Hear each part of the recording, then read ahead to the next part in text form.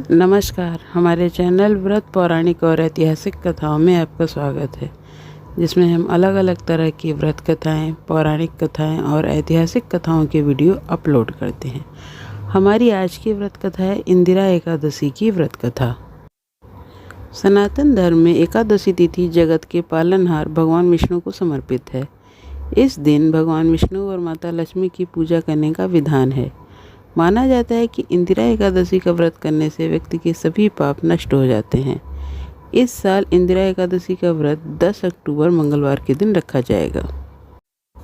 पितृपक्ष की इंदिरा एकादशी को बहुत ही महत्वपूर्ण माना गया है। धार्मिक मान्यताओं के अनुसार इस एकादशी का व्रत करने से जातक के पितरों को मोक्ष की प्राप्ति होती है। यदि कोई जातक इंदिरा एकादशी के दिन व्रत रखकर एकादशी का श्राद्ध करता है और साथ ही भगवान विष्णु की पूजा और कथा करता है, तो ऐसे में 7 पीढ़ियों के पितरों को पाप से मुक्ति मिल जाती है। इंदिरा एकादशी की व्रत कथा। कथा के अनुसार सतयुग में एक इंद्रसेन नाम का एक प्रतापी राजा था, जो महेशमती नगर में राज्य करता था। उसे पुत्र, पौत्र, धन, धान्य आदि सभी सुख प्राप्त थे।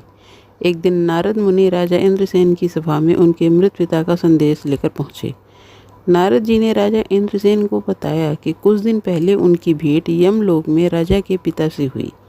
राजा के पिता ने नारद जी को बताया कि उनके जीवन काल में एकादशी का व्रत भंग हो गया था, जिस कारण उन्हें अभी तक मुक्ति नहीं मिल पाई है और वह अभी भी यमलोक में ही हैं। यह संदेश सुनकर राजा को बहुत ही दुख हुआ और उन्होंने नारद जी से अपने पिता को मुक्ति दिलाने का उपाय पूछा। इस पर नारद जी ने उत्तर दिया कि अगर वह अश्विन माह में पड़ने वाली इंदिरा एकादशी का व्रत करेंगे तो इससे निश्चित ही उनके पिता को सभी प्रकार के दोषों से मुक्ति मिलेगी, साथ ही वैकुंठ की भी प्राप्ति होगी।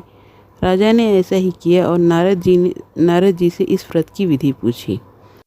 इसके बाद इंदिरा एकादशी के दिन राजा इंद्रसेन ने व्रत का संकल्प लेकर भगवान विष्णु की पूजा की। साथ ही राजा ने पितरों का श्राद्ध भी किया, ब्राह्मणों को भोजन कराया और दान पुण्य भी किया, जिसके परिणाम स्वरूप राजा के पिता को मोक्ष की प्राप्ति हुई। इतना ही नहीं, राजा इंद्रसेन को भी मृत्यु के बाद वैकुंठ धाम की प्राप्ति हुई।